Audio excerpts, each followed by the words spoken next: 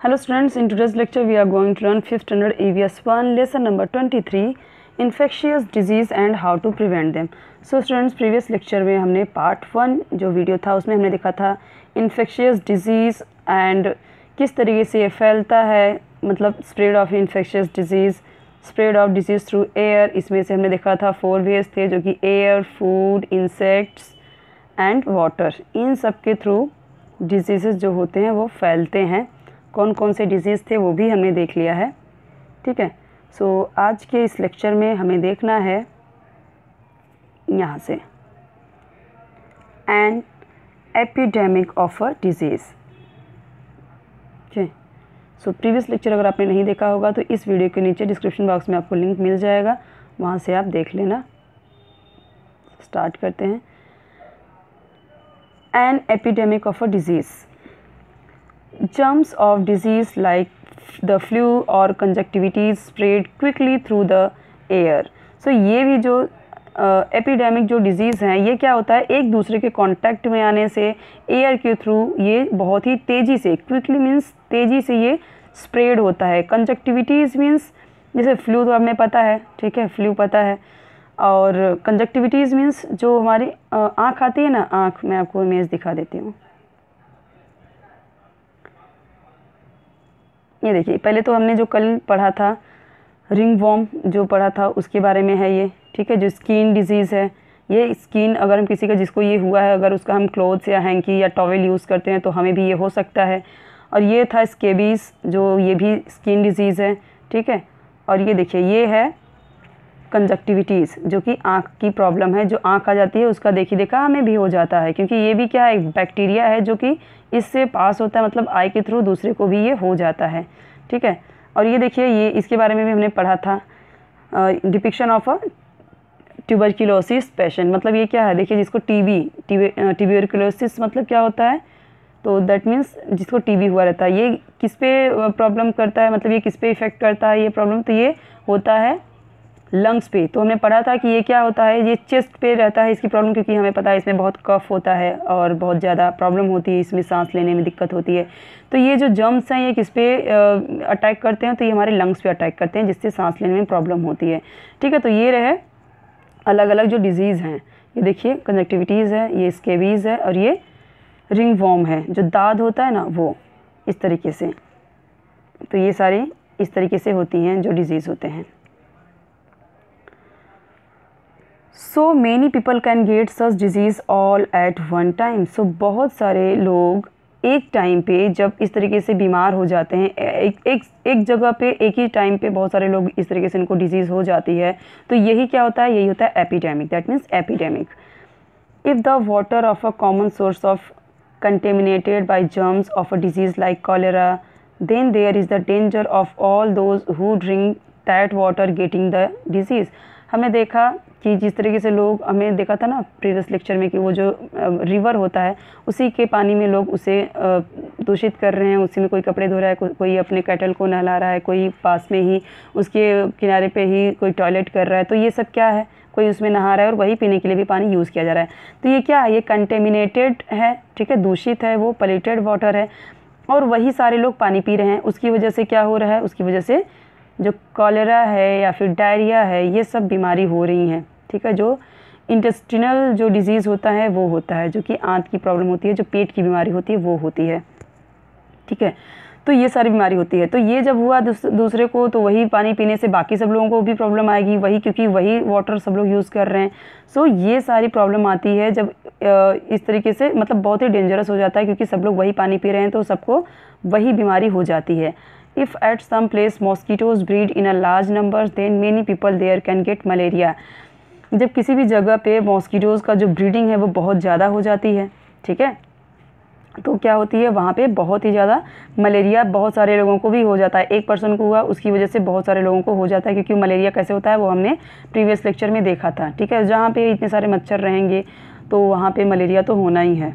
ठीक है. When many people in one area get the same infectious disease all at the same time, we say that there is an epidemic of the disease. तो ये क्या है, ये epidemic का definition है, तो ये आपको लर्न कर लेना है. क्या है, when many people in one area, एक ही एरिया में जब बहुत सारे लोगों को same infectious disease all at the same time, एक ही इन्फेक्शियस डिजीज़, एक ही इन्फेक्शन वाली बीमारी सबको हो रही है एक ही टाइम पे, एक ही जगह पे, उसे हम क्या बोलते हैं? Epidemic of the disease. इसमें क्या होता है, जैसे मैंने आपको बताया था, कॉलेरा, ठीक है, डायरिया, ये सब होते हैं, ठीक है। एंड ट्यूबरक्लोसिस, वो अगर वो भी है तो वो भी, जो फ्लू होते हैं, वायरल फीवर होता है, कफ कोल्ड की जिसको प्रॉब्लम होती है, ये सारी चीज़ें क्या हो जाती हैं? ये सब एयर के थ्रू होता है। और कॉलेरा क्या है? कॉलेरा हमें पता है, ये भी कॉलेरा, मलेरिया, ये सब के सब क्या है? एपिडेमिक है। एक बार किसी को होता है तो उस एरिया में, उस रीजन में, उस जगह पे सबको होने लगता है, ठीक है। तो ये क्या है? एपिडेमिक है। अच्छा, अभी हम देख रहे हैं जो कोरोना है, ये भी सब जगह पे है, तो ये क्या है? ये किस कैटेगरी में है? सो ये एपिडेमिक में नहीं, ये पैंडेमिक में है, पैंडेमिक कैटेगरी में है, ठीक है। Because see when many countries are suffering, many countries, okay, many countries are suffering from same disease at the same time, okay, and the at the all country, over world wide की बात हो रही है यहाँ पे, तो that disease are called pandemic disease. Epidemic मतलब हम कह सकते हैं ये शॉर्ट है, शॉर्ट वर्जन है, और वर्ल्ड वाइड प्रॉब्लम जो होती है, वर्ल्ड वाइड जो बीमारी होती है वो पैंडेमिक होता है। कोरोना क्या है? पैंडेमिक डिजीज़ है। ये पूरे वर्ल्ड वाइड में हर देश में है, ठीक है, यूएसए, कनाडा, चाइना, इंडिया के, तो आप देख सकते हैं हर जगह पे हो रहा है ये बीमारी। तो ये क्या है? ये पैंडेमिक है। और एपिडेमिक क्या है? जो एक जगह पे, जैसे सपोज़ कि चाइना में जब पहली बार फैला हुआ था तो उस टाइम हम कह सकते थे कि ये एपिडेमिक है, लेकिन जब पूरे वर्ल्ड वाइड ये हो गया तो ये क्या हो गया? ये पैंडेमिक हो गया, पैंडेमिक डिजीज़ जो पूरे वर्ल्ड में हो रहा है, okay. Air, water, food and insects are the mediums through which disease spread. ये देखिए, एयर, वाटर, फूड और इंसेक्ट्स, ये हम पहले भी पढ़ चुके हैं। ये क्या है? ये मीडियम्स है, मतलब यही क्या करते हैं? इन्हीं की वजह से, यही एक क्या है? मीडियम है, इन्हीं की वजह से ये जो डिजीज़ है ये सारे स्प्रेड होते हैं हर जगह पे, ठीक है। एयर के थ्रू कैसे, वाटर के थ्रू कैसे, तो ये सब हमने प्रीवियस लेक्चर में पढ़ा हुआ है, तो उसमें आप ज़रूर अच्छे से देख लेना। Hence, if everyone takes care to ensure that the germs do not enter our food, water or air, and to prevent the breeding of insects that spread disease, it is possible to prevent a disease from becoming an epidemic. अगर हर person ये ensure करता है कि उसका जो food है उसमें germs enter ना कर सके, ठीक है, और जो वाटर है वो पोल्यूट ना हो सके, जो एयर है वो पोल्यूशन ना हो सके। अगर एक पर्सन को अगर बीमारी है तो वो क्या हो? क्वारंटाइन हो जाए, अपना इलाज कराए, उसके टच में ज़्यादा से ज़्यादा लोग ना आएँ। तो ये क्या होता है? एयर के थ्रू उसमें कम बीमारियाँ होंगी, उसे हर जगह पे स्पीड नहीं करना है, उसे कहीं पे भी टॉयलेट नहीं करना है, ठीक है। जो अफेक्टेड पर्सन है, जिसे ऑलरेडी वो बीमारी हुई है, तो उसे इस तरीके से जो पब्लिक प्लेसेस पे ये सारी जो मतलब एक्टिविटीज़ है वो नहीं करनी चाहिए। इससे क्या होता है? और जो इंसेक्ट्स हैं उनकी ब्रीडिंग अगर कम की जा सके, ठीक है, जहाँ पे जैसे बहुत सारे मच्छर पनपने की, जहाँ पे ग्रो होने की, जहाँ पे जैसे कि पॉसिबिलिटीज़ होती है, तो वहाँ पे क्या करें? वहाँ पे जो पेस्टिसाइड होता है, इंसेक्टिसाइड होता है, उसे करें। और कहीं पे भी वाटर वाटर है, स्टैगनेंट वाटर है, इकट्ठा हुआ वाटर, गंदा पानी है, उसे वहाँ से क्लीन किया जाए, उसे वहाँ से हटाया जाए, या उसमें जो भी दवाइयाँ आती हैं वो डाले जाए, जो इंसेक्टिसाइड जो होते हैं, नॉट पेस्टिसाइड। तो इससे क्या होता है? इससे ये जो डिज़ीज़ है वो स्प्रेड होने से बच जाती हैं, और ये पॉसिबल हो जाता है कि ये एपिडेमिक नहीं बन पाएगा। अब एक पर्सन को सपोज़ मलेरिया हुआ, उसे क्या किया गया? उसे एक जगह पे रखा गया, या फिर उसे उसका कोई भी जो भी उसकी चीज़ें हैं वो नहीं यूज़ करेगा, ठीक है। या किसी को कॉलेरा है, या फिर किसी को फीवर, जो वायरल बुखार है, तो वो क्या करेगा? अगर वो प्रिवेंशन करेगा, अपना कहीं पे भी थूकेगा नहीं, कहीं पे भी टॉयलेट नहीं करेगा, तो क्या होगा? इससे जो बीमारी है वो दूसरों तक फैलेगी नहीं, ठीक है। मतलब उससे यहाँ पे क्या करना चाहिए? उसे यहाँ पे प्रिकॉशन जो है वो बरतने चाहिए, उसे मास्क लगा के चलना चाहिए। अगर उसे कुछ ऐसी जो मतलब चेस्ट वाली जो प्रॉब्लम है, जैसे कि कोई टीबी की प्रॉब्लम है, तो उसे कहीं पे थूकना नहीं चाहिए, ठीक है। कोल्ड कफ की प्रॉब्लम है तो भी उसे कहीं पे थूकना नहीं है, मास्क लगा के चलना है उसे, ताकि दूसरे को वो ना पहुंच सके। उसे स्नीजिंग के पहले, कफ के पहले उसे अपने मुंह को, नोज़ को कवर कर लेना है, ताकि दूसरों तक वो ना एंटर कर पाए, दूसरी की बॉडी तक ना एंटर कर पाए, ठीक है। तो ये सारे प्रिकॉशंस हमें लेने चाहिए। For this it is important for all of us to make cleanliness a habit. तो इसके लिए हमें क्या करनी चाहिए, हम सभी को जो क्लीनलीनेस की जो हैबिट है, साफ़ सफाई की जो हैबिट है वो बरतनी चाहिए, ठीक है।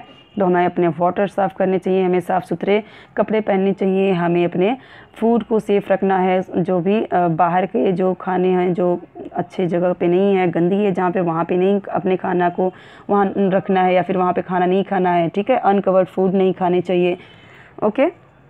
इस तरीके से प्रिवेंशन ऑन इन्फेक्शियस डिजीज़। अब ये जो बीमारियां हैं अलग अलग जो कि स्प्रेड होती हैं एक दूसरे के कांटेक्ट में आने से, एक दूसरे के टच में आने से, या वाटर या इंसेक्ट या फिर इन सब के थ्रू अगर जो भी डिजीज़ फैलते हैं, उन्हें प्रिवेंशन करने के, उन्हें रोकने के क्या यहाँ पे प्रिकॉशंस दिया गया है, क्या यहाँ पे प्रिवेंशन दिया है, वो देखते हैं। Why should you not go to school if you have conjunctivitis. आप क्यों नहीं जाते स्कूल जब आपको कंजक्टिविटीज़ की प्रॉब्लम होती है, जब आपकी आँख आई हुई रहती है, तो आप स्कूल क्यों नहीं जाते? क्योंकि वो एक दूसरे से वो हो जाता है, क्योंकि वो एयर के थ्रू फैलता है, उसके जर्म्स, उसके बैक्टीरियाज एयर के थ्रू फैलते हैं, दूसरे को भी हो जाता है। Okay, to prevent disease from spreading through water, it is purified at the water works। देखिए जहाँ पे वाटर वर्क्स है, जहाँ पे वाटर सप्लाई होता है, वहाँ पे क्या किया जाता है। अगर जो हमें पता है कि जब देखिए बारिश होती है तो क्या होता है, बहुत ही गंदे पानी आते हैं, ठीक है। और कभी कभी क्या होता है तो डर्टी वाटर आता है, और कभी कभी हम देखेंगे तो उसमें से स्मेल आती है जैसे कि कोई दवाई डाली हो। तो वो कौन सी दवा होती है, वो ब्लीचिंग पाउडर होता है या क्लोरीन डाल के आता है क्लीन करने के लिए। तो जहाँ पे वाटर सप्लाई किया जाता है वहाँ पे ये सारे वर्क प्रोसेस किया जाता है ताकि वाटर क्या हो, सेफ़ हो, सिक्योर हो हमें पीने के लिए, ठीक है। तो इस तरीके से हम अपने वाटर को क्या कर सकते हैं, सेफ़ रख सकते हैं ताकि उससे बीमारियां ना फैलें। क्योंकि बारिश के टाइम में सब जगह का हम कहते हैं कि जो वाटर सोर्स है वहाँ पे सारी गंदगी मिल जाती हैं, सारे गंदे चीज़ मिक्स हो जाते हैं, जो भी डर्टी पोल्यूटेड थिंग्स हैं, सब्सटेंसेस है, वो इसमें मिक्स हो जाते हैं। ये वाटर क्या हो जाता है, डर्टी हो जाता है। फिर इसे क्लीन करने के लिए इसमें क्लोरीन मिलाया जाता है, बहुत सारे यहाँ पे वर्क किए जाते हैं, प्रोसेस किए जाते हैं, जिससे कि जो वाटर है वो प्योरीफाई हो सके। In smaller towns and villages, bleaching powder is added to community sources of water to kill the germs and make the water safe for drinking। जो स्मॉल विलेज होते हैं तो हम वहाँ पे देखते हैं वो लोग या तो कुएं का पानी यूज़ करेंगे, या तो जो नदी रहती है, रिवर रहता है, उसका पानी यूज़ करते हैं, या फिर हैंडपम्प वगैरह। और जो टैंक होता है, जो गवर्नमेंट देखते हैं हम, गवर्नमेंट का जो बड़ा टैंक होता है इस तरीके से होता है, ठीक है। इस तरीके से मोटी मोटी पाइप लगी रहती है, तो इससे पानी सबको सप्लाई होता है। तो यहाँ पे भी जो वाटर होता है वो भी कहाँ से पानी आता है, तो किसी रिवर से ही ऊपर जाता है टंकी में, फिर वही वो पानी सब जगह पे क्या किया जाता है, डिस्ट्रीब्यूट किया जाता है। तो इसी तरीके से वहाँ पे क्या किया जाता है, वहाँ पे कुछ ब्लीचिंग पाउडर डाला जाता है, जिससे कि वो पानी क्लियर हो सके, उसके जो जर्म्स हैं वो किल करने के लिए, मारने के लिए वो दवाई डाली जाती है ताकि जो ड्रिंकिंग वाटर है वो सेफ़ हो, ठीक है, सिक्योर हो। When there is an epidemic of gastro or jaundice, people are advised to boil water before drinking it। तो जब हम देखते हैं कि किसी भी एक इलाके में, किसी भी एक कॉलोनी में जब इस तरीके की बीमारी फैलती है, जो गैस्ट्रो की प्रॉब्लम होती है, जो डायरिया की प्रॉब्लम होती है, या कॉलेरा की प्रॉब्लम होती है, या जॉन्डिस की प्रॉब्लम होती है, तो एडवाइस किया जाता है कि आप वाटर को बॉईल करके पिए, ठीक है। To prevent mosquitoes from breeding, we must ensure there is no stagnant water in the surroundings। Okay, stagnant means what? So stagnant means the dirty water which is collected at one place। Okay, that water is stagnant water। So मतलब कि एक जगह पे जो पानी रुका हुआ है बहुत टाइम का, गंदा पानी है, बारिश का पानी जो है, आप देखते होंगे बारिश में ही ज़्यादा मच्छर लगते हैं, ठंडी में लगते हैं, क्योंकि बारिश जस्ट गई होती है और जगह जगह पे वाटर कलेक्ट रहता है, ठीक है, स्टैग्नेंट रहता है, गंदा पानी रहता है, और वहीं से बहुत ज़्यादा मच्छर लगते हैं। इसकी वजह से मच्छर ठंडी के टाइम में और बारिश के टाइम में ज़्यादा लगते हैं। तो इससे क्या होता है कि यहाँ पे जहाँ पे मॉस्किटो ज़्यादा होता है तो वहाँ पे क्या करना है हमें, वहाँ पे उसको हम ये इंश्योर कर सके कि वहाँ पे ज़्यादा ब्रीडिंग ना हो सके, ठीक है। ब्रीडिंग मतलब ज़्यादा से ज़्यादा उनका जो रिप्रोड्यूस ना हो सके, ज़्यादा से ज़्यादा वो पनप ना सके मच्छर। But if that is not possible, insecticide have to be used. Okay, तो यहाँ पे क्या है, तो जब इंसेक्टिसाइड हम यूज़ करते हैं तो फिर क्या होता है कि यहाँ पे मतलब जो भी मच्छर हैं वो नहीं आते इतने। 10 disease like malaria can be prevented. अगर इस तरीके से जो इंसेक्टिसाइड है, इस तरीके से आप यहाँ पे जैसे ये जो टायर वगैरह रहता है ना कचरा, ये और ये जो बॉटल में थोड़ा पानी रहेगा या फिर इधर कहीं पे पानी रहेगा या थोड़ा बहुत इधर पानी रहेगा, यहाँ पे जो थोड़ा कचड़े जैसा आपको नाला जैसा दिख रहा है, यहाँ पे पानी गंदा पानी रहेगा, तो इन सब जगहों पे क्या होता है, ये गंदे पानी होते हैं। गंदे पानी की वजह से यहाँ पे मच्छर ग्रो करते हैं, ठीक है। तो यहाँ पे बहुत ज़्यादा ब्रीडिंग होती है, उनकी बहुत ज़्यादा रिप्रोडक्शन होता है मच्छरों की, इसकी वजह से बहुत ज़्यादा मच्छर होते हैं और इसकी वजह से क्या होता है, मलेरिया होता है। लेकिन अगर हम इंसेक्टिसाइड का वहाँ पे छिड़काव कर देते हैं, वहाँ पे जो भी जर्म्स को मारने की जो दवा होती है वो डाल दिया जाता है, तो इससे मच्छर को प्रिवेंट किया जाता है, उसे रोका जा सकता है, उसकी ब्रीडिंग से होने से रोका जाता है। A breeding ground for mosquitoes, देखिए ये जो प्लेस है ना, ये सबसे अच्छी जगह है रिप्रोड्यूस मतलब ब्रीडिंग ऑफ मॉस्किटोज़। यहाँ पे वो उनकी जो कह सकते हैं कि ये जगह उनके लिए सबसे बेस्ट होती है। ऐसी जगहों पे उन्हें पनपने के लिए, ग्रो करने के लिए ये सबसे जगह अच्छी होती है, जहाँ पे गंदे पानी हो, गंदी चीज़ें हों, इस जगह पे। People who have a serious infectious disease like tuberculosis और स्वाइन फ्लू आर क्वारंटाइंड। तो यहाँ पे जिसको सीरियस इन्फेक्शन हो, जो बहुत ही कह सकते हैं बहुत ही डेंजरस डिजीज़ हो, प्रॉब्लमेटिक हो, जैसे कि ट्यूबरक्लोसिस मतलब टीबी, जो मैंने आपको दिखाया था, जो लंग्स पे हमारे अटैक करता है, जो जर्म्स है, और जो स्वाइन फ्लू होता है, ये सब क्या है, ऐसे लोगों को क्या कर देना चाहिए, क्वारंटाइन कर देना चाहिए, क्योंकि हमें पता है इनके जो कफ है, इनके जो स्पीट है, थूक है, ठीक है, और जो इनका सलाइवा है, इन सब में ही जर्म्स होता है। ये स्नीज़ करेंगे, छींकेंगे, खांसेंगे, तो सारे इनके मुंह में से सारे जर्म्स बाहर निकलेंगे और वही एयर में मिलेंगे और दूसरे जो हेल्दी पर्सन रहेंगे वो भी उनकी बॉडी में एंटर कर जाएगा, इसकी वजह से उन्हें भी हो जाएगा। There are separate wards in hospital wards. So यहाँ पे कुछ वार्ड होते हैं जो सेपरेट होते हैं हॉस्पिटल में इस इन्फेक्शियस डिजीज़ के लिए। ऐसे बहुत सारे वार्ड होते हैं जहाँ पे इस तरीके की जो डेंजरस बीमारी होती है, लाइक जो टीबी के मरीज़ हैं या फिर जो स्वाइन फ्लू के मरीज़ हैं, इन सब बीमारी के जो पेशेंट होते हैं उनके लिए एक अलग से वार्ड होता है, उसमें इन्हें क्वारंटाइन कर देना चाहिए। Clothes and utensils used by the patients are washed with germicide. तो इनके जो क्लोथ्स जो ये यूज़ करते हैं, जो इनके जो यूटेंसिल्स है जिसमें ये खाना खाते हैं, जिसमें वो पानी पीते हैं, उन सब को जर्मिसाइड से वॉश करना चाहिए, ठीक है। अब जर्मिसाइड जैसे कि डेटॉल का जो लिक्विड होता है या फिर बहुत सारे से जर्मिसाइड्स आते हैं जिससे जर्म्स को किल करने के लिए हेल्पफुल होता है वो। The spittle of a person who has tuberculosis is collected in a vessel and covered with the germicide like phenyl.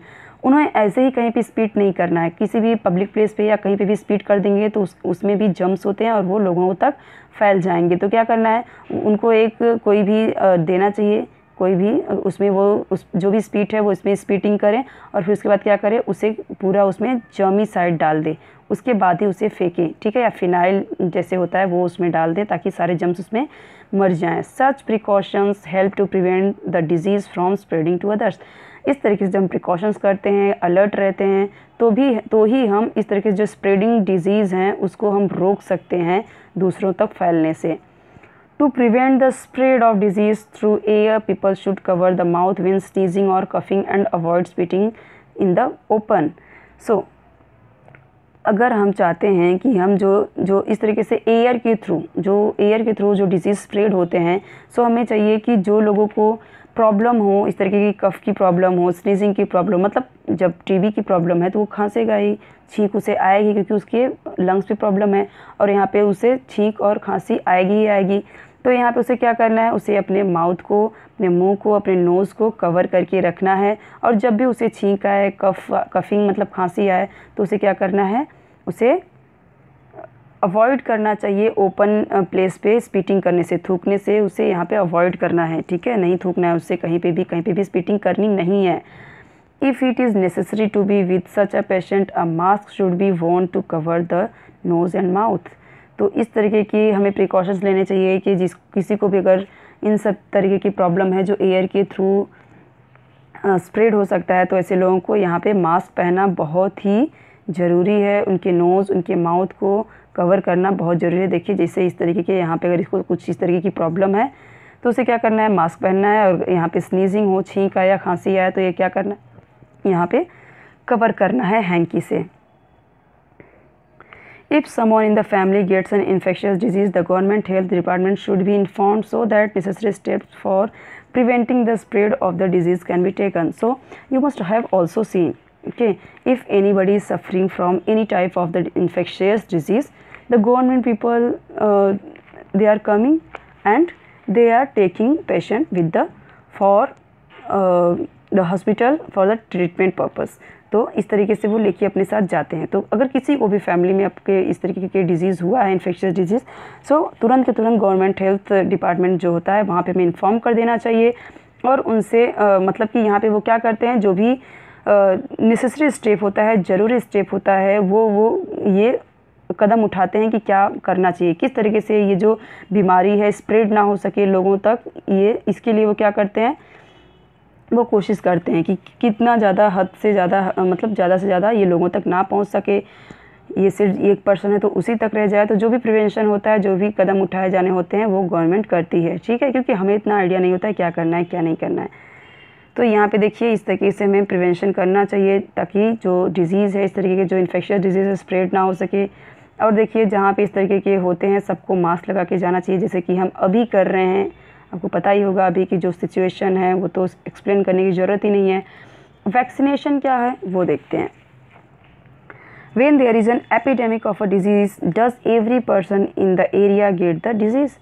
So जब एपिडेमिक की प्रॉब्लम होती है, जो एपिडेमिक डिजीज़ है, तो क्या हर पर्सन उस एरिया को, जैसे उस एरिया के हर पर्सन को वो डिज़ीज़ हो जाता है? तो बिल्कुल हो जाता है, क्योंकि वो एयर के थ्रू हर किसी तक वो एंटर कर जाता है, हर किसी की बॉडी तक वो एंटर कर जाता है। When disease producing microorganism enter our body, the body resists the disease और fight the germs।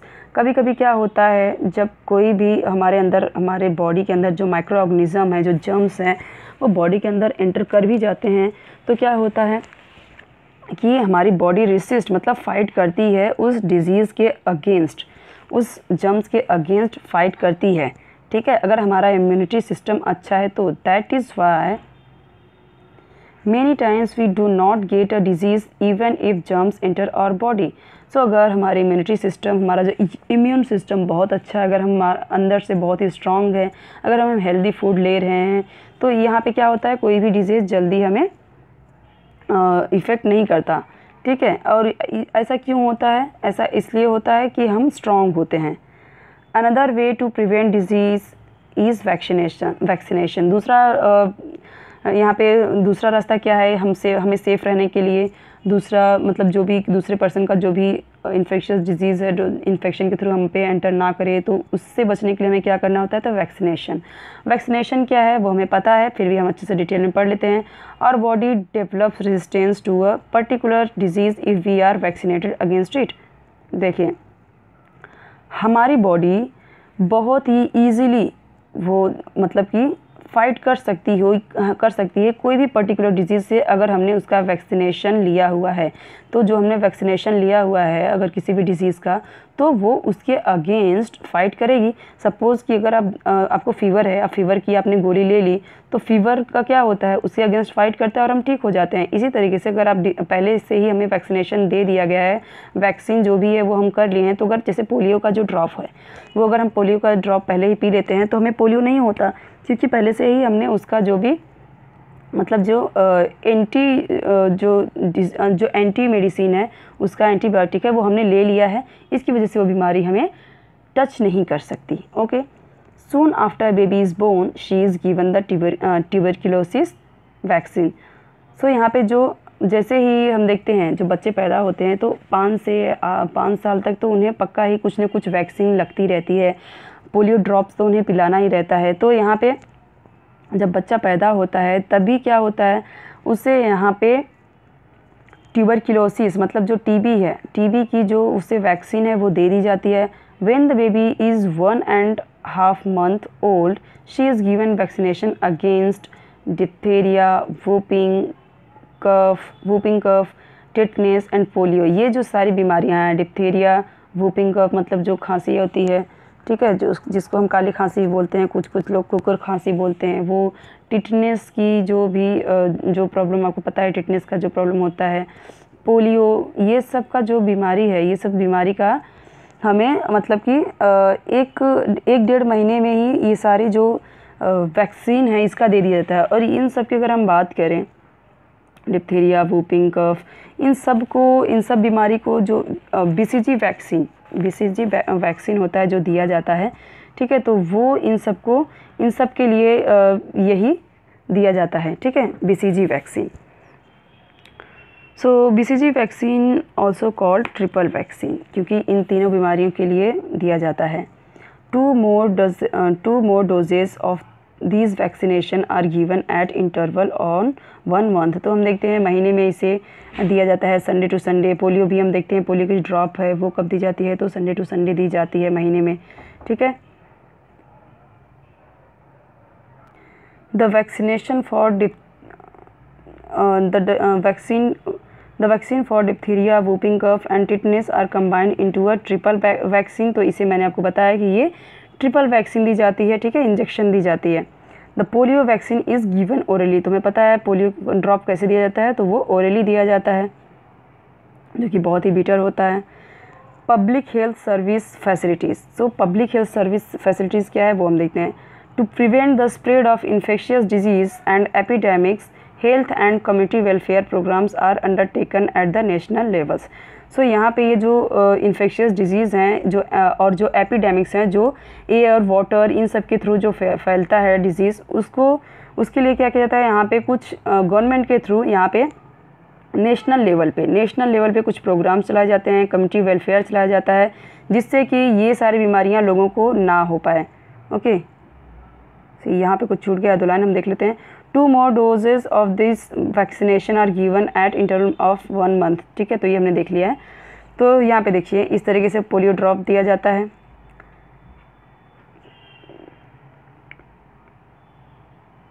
Community programmes for vaccination are also undertaken as part of national health schemes. ये एक नेशनल, जो पूरे नेशनल गवर्नमेंट की तरफ से होती है, हेल्थ स्कीम होती है, ताकि लोगों को कोई भी प्रॉब्लम ना हो। छोटे से ही बच्चे जब होते हैं तभी से वो सारी वैक्सीनेशन स्टार्ट हो जाती है, ताकि उन्हें आगे चल के कोई इस तरीके की बीमारियां आगे चल के उन्हें प्रॉब्लम क्रिएट ना कर सकें, कोई भी उन्हें डिजीज़, इन्फेक्शियस डिजीज़ ना हो सकें। ठीक, सो इसलिए कम्युनिटी प्रोग्राम्स किए जाते हैं वैक्सीनेशन के, और ये गवर्नमेंट के थ्रू ही होता है। Children are given the vaccines by trained people. और यहाँ पे जो भी वैक्सीन दी जाती है बच्चों को, ये क्या होता है, ट्रेन्ड पीपल के थ्रू दिया जाता है। कोई भी इसे नहीं कर सकता, वो गवर्नमेंट का ही पर्सन होता है और उसे प्रॉपर ट्रेनिंग दी जाती है इन सब की। Special camps are arranged for this purpose. और इसके लिए स्पेशल कैंप्स भी लगाए जाते हैं। तो आपने भी अपने विलेजेस में देखा होगा, या कहीं पे भी आते हैं घर पे भी देने, और पोलियो ड्रॉप्स के लिए, और कहीं पे भी जैसे जगह होती है जहाँ पे गवर्नमेंट की जगह होती है, कोई भी जैसे ग्राम पंचायत हुआ या फिर कोई स्कूल हुआ जो कि गवर्नमेंट स्कूल हो प्राइमरी तक का, तो वहाँ पे ये कैंप लगाया जाता है और वहाँ पे बच्चों को बुला के ये सारी चीज़ें, ये वैक्सीनेशन का काम, पोलियो ड्रॉप्स, ये सारा किया जाता है, और ये सब गवर्नमेंट के थ्रू ऑर्गेनाइज़ किया जाता है। Primary health centres have been established at the village level. यहाँ पे जो प्राइमरी हेल्थ सेंटर है ये मतलब विलेज लेवल पे ही इस्टेब्लिश किया जाता है। ठीक है, तो हमने ये विलेजेस में देखा हुआ है। There are also facilities like mobile dispensaries, ambulances and a welfare fund for the disabled. So आपने देखा होगा ये जितनी भी फैसिलिटीज़ हैं, जगह जगह पे लोग जाके जो मोबाइल डिस्पेंसरीज मीन्स कि अलग अलग जाके गाँव में दूर दूर तक कैंप लगाते हैं वो लोग। ठीक है, मोबाइल डिस्पेंसरी मतलब कि कहीं पे अब जो भी, अगर जैसे कभी कभी क्या होता है कि जो भी चेकिंग होती है जैसे फाइल एरिया की या फिर कोई भी जैसे होती है, तो वहाँ पे क्या होता है, जाके वहाँ पे सारे जो बुज़ुर्ग होते हैं, कभी कभी बुज़ुर्ग के लिए अगर कोई आता है इस तरीके का, या जो छोटे बच्चे होते हैं उनके लिए हम देखते हैं, कभी आइज़ चेकअप के लिए आता है। इस तरीके से कई सारे गवर्नमेंट ऑर्गेनाइज़ करती रहती है। तो यहाँ पे क्या होता है, उनके वेलफेयर फंड से यहाँ पे ये सारा होता है, जो कि एक गवर्नमेंट के ही थ्रू होता है। और जो गवर्नमेंट के जो गांव के लेवल के या फिर उस टाउन के लेवल के जो भी होते हैं एम्प्लॉयज़, वो ये सारा करते हैं। ठीक है, services like the examination of urine and blood x ray, ultrasound and other scans are also available through the health programmes. और इस तरीके के जो हेल्थ प्रोग्राम्स होते हैं, यहाँ पे अगर कभी किसी को लगा कि प्रॉब्लम है इसको, तो यहाँ पे जो भी ब्लड का, यूरिन का, एक्सरे, अल्ट्रासाउंड सब कुछ गवर्नमेंट के थ्रू ही होता है। स्कैन्स कुछ भी हो तो वो हेल्थ प्रोग्राम्स के थ्रू ही होता है लोगों का। 10 patients can get the service they need without delay. और इस तरीके के अगर पेशेंट हैं जिसको सच में ऐसा प्रॉब्लम है, उनको कुछ प्रॉब्लम है, तो उनको तुरंत के तुरंत सर्विस दी जाती है, सेवाएं दी जाती है, जल्दी से जल्दी उन्हें ठीक किया जाता है विदाउट एनी डिले। क्योंकि अगर इस तरीके की उन्हें प्रॉब्लम है तो जल्दी वो लोगों में भी, बाकी के जो हेल्दी पर्सन है उनमें भी वो प्रॉब्लम्स आ सकती है। ठीक है, इसके लिए जल्दी से जल्दी उनकी दवा की जाती है, उनका इलाज किया जाता है, उनका एक्सरे अगर उन्हें ज़रूरत है तो एक्सरे निकाला जाएगा, उनका यूरिन, ब्लड टेस्ट सब कुछ लिया जाएगा, अल्ट्रासाउंड की अगर ज़रूरत लगी तो वो भी होगा, स्कैन्स होगा, सीटी स्कैन, जो भी है सब किया जाता है कि इस तरीके के ये सारी चीज़ें होती हैं। People are also educated about the right methods of handling drinking water and food.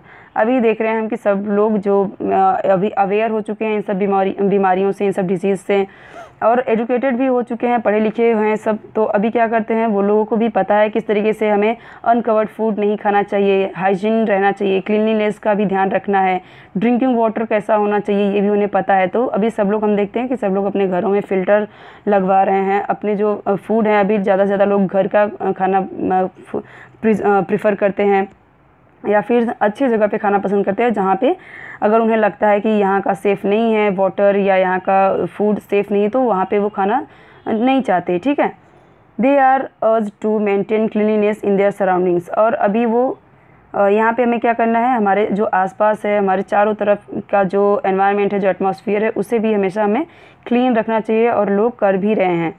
It is now forbidden by law to spit in a public place. तो अभी हम देखते हैं कि ये जो पब्लिक प्लेस पे थूकना भी क्या है, स्पीट करना क्या है, तो ये भी इसके पे भी क्या है कि इस पे भी लोग मतलब कि इस पे भी इशू हो सकता है कि लोगों को पब्लिक प्लेस पे नहीं थूकना चाहिए। क्योंकि हमें पता है कि अगर किसी को वो बीमारी है, अगर उसने पब्लिक प्लेस पे स्पीड किया तो वहाँ पे कितने सारे लोग वहाँ से आ रहे हैं, जा रहे हैं, ट्रेवल कर रहे हैं, तो वो उन लोगों में भी वो डिजीज़ हो सकती है, वो बीमारियाँ एंटर कर सकती हैं, वो जर्म्स, वो बैक्टीरिया उनमें भी एंटर कर सकती हैं। इसके लिए ये चीज़ें हमें नहीं करनी चाहिए।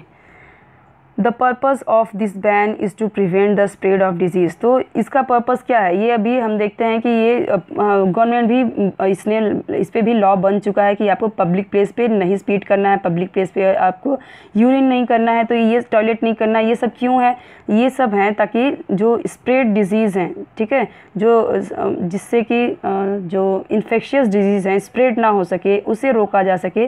तो इसका यही पर्पज़ है कि जो ये बीमारियां हैं इस तरीके की, जो एयर के थ्रू, वाटर के थ्रू इस तरीके से फैलती हैं, वो ना फैलें, वो उस पर रोकथाम हो सके। Mass media are also used for raising public awareness about health and hygiene issue.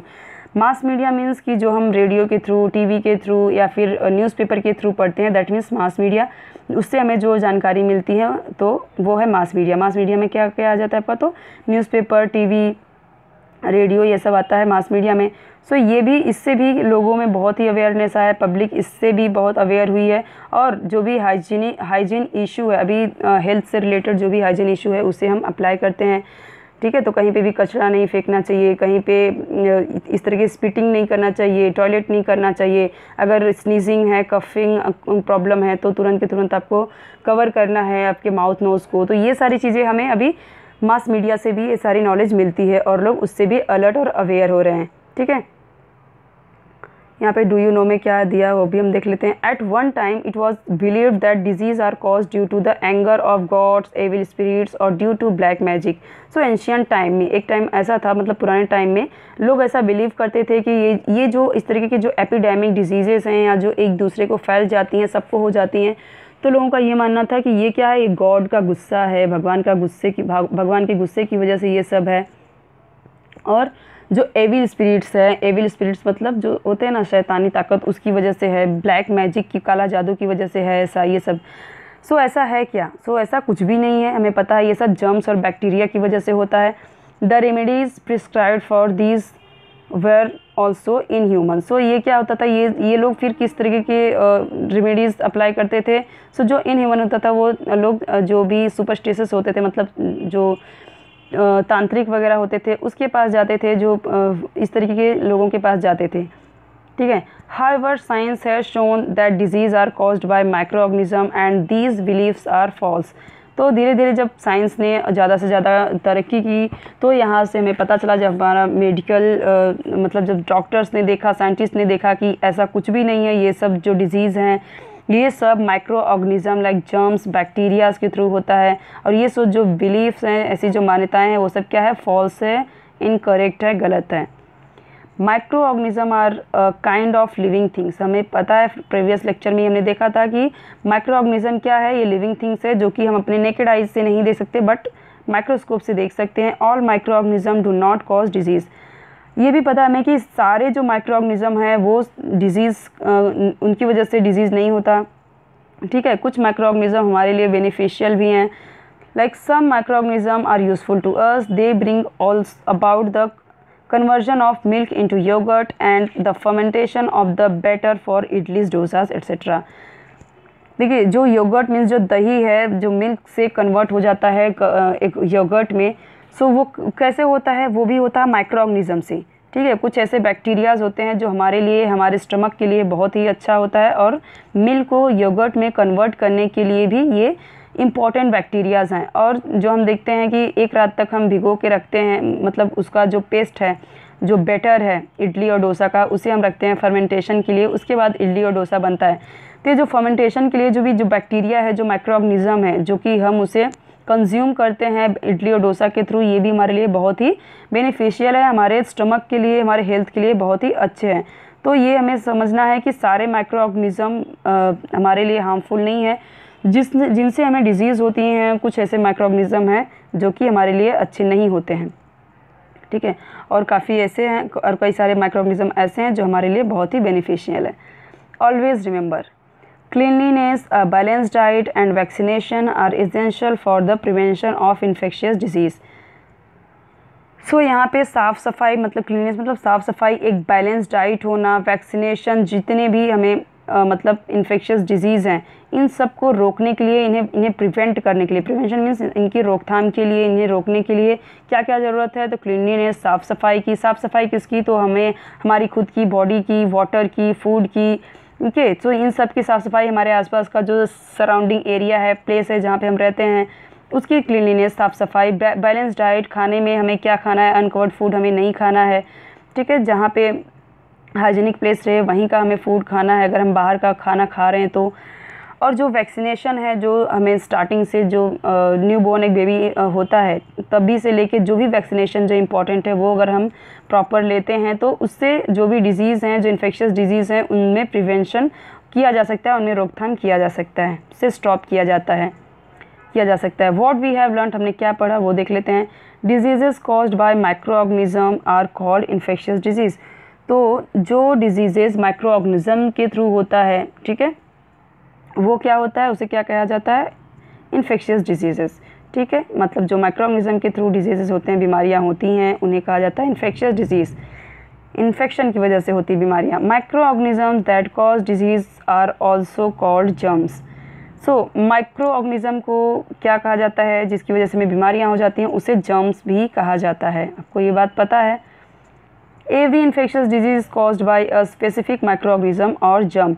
जितनी भी बीमारियां हैं, चाहे वो डायरिया हो, जॉन्डिस हो, कॉलेरा हो, ठीक है, कितनी भी बीमारियां हो, जो भी अलग अलग जो कंजक्टिविटीज़ है, ये सब जो अलग अलग बीमारियां हैं, रिंगवॉर्म है या स्केबीज़ हैं, ये सारी बीमारियों के जो माइक्रो ऑर्गेनिज्म हैं, जो जर्म हैं, वो सब एक अलग अलग डिफरेंट माइक्रो ऑर्गेनिज्म होते हैं। सबके जर्म्स एक जैसे नहीं होते, तभी तो अलग अलग बीमारियाँ होती हैं। Infectious diseases spread through water, food और air by direct contact और through insect bites। So हमें ये पता है, ये हम पढ़ चुके हैं कि जो अलग अलग इन्फेक्शियस डिजीज़ है वो वाटर, फूड, एयर और इंसेक्ट के थ्रू होते हैं, इंसेक्ट बाइट की वजह से होते हैं, ठीक है। If care is taken to prevent germs from entering the body, the spread of disease can be prevented। सो यहाँ पे हम अगर केयर करते हैं, अगर ध्यान से रहते हैं, तो मतलब कि जो जर्म्स हैं जो हमारी बॉडी में एंटर कर सकते हैं, तो इसे रोका जा सकता है अगर हम ध्यान देंगे, अलर्ट रहेंगे, कॉशस रहेंगे, अवेयर रहेंगे इन सब बीमारियों से अगर, तो ये सारी जो बीमारियां हैं वो नहीं होंगी, वो स्टॉप रहेंगी, हम तक नहीं पहुंच पाएंगी, हमारी बॉडी तक एंटर नहीं कर सकती। If many people in a place get a disease eight the same time it is called an epidemic. ये हमने अभी पढ़ा, इसी लेक्चर में पढ़ा, तो ये आपको पता ही होगा। Vaccination is an excellent method of preventing disease. So ये एक्सीलेंट मेथड है हर बीमारी की रोकथाम के लिए, प्रिवेंटिंग टू डिजीज़ स्टॉप। अगर हम चाहते हैं हर डिज़ीज़ को, तो वैक्सीनेशन उसके लिए बहुत ज़रूरी है। तो जितने भी पेरेंट्स हैं उन्हें ज़रूरी है कि जो भी डिज़ीज़ जो भी वैक्सीनेशन किया जाता है, ठीक है, प्रेगनेंसी से लेके जब तक फिर मतलब बचपन से लेके 5th ईयर तक या फिर उसके आगे भी जो भी अगर वैक्सीनेशन है उसे पूरा लेना चाहिए। सो स्टूडेंट्स, इस लेक्चर में हमने देखा ये सारी चीज़ें। नेक्स्ट लेक्चर में हम देखेंगे, नेक्स्ट लेक्चर है 24 lesson, that is substances, object and energy. So वो हम देखेंगे नेक्स्ट लेक्चर में।